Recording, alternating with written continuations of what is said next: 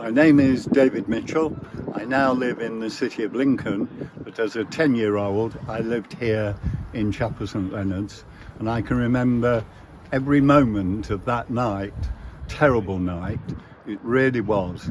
Real heroism, 2 George medals, lots of other citations, and it has an indelible effect on my memory and that of my family.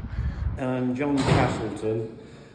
And my parents was actually in the flood.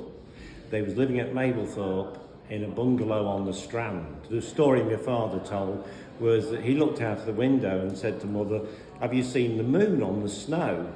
And Mother said, "Snow? What ruddy snow?" He opened the front door to see what was going on. Of course, the North Sea rushed in. Mum couldn't swim, Dad could. I mean, he had quick thinking, upturned the kitchen table, stuck my mother on it, and then he's swimming sort of behind it. And they must have gone for nearly 3 miles because he said it grounded at Maltbilly Marsh.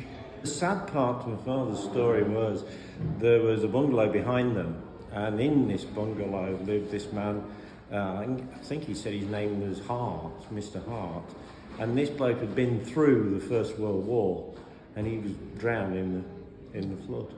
Lincolnshire has battled with floods throughout our history, and it's a challenge that persists to this day.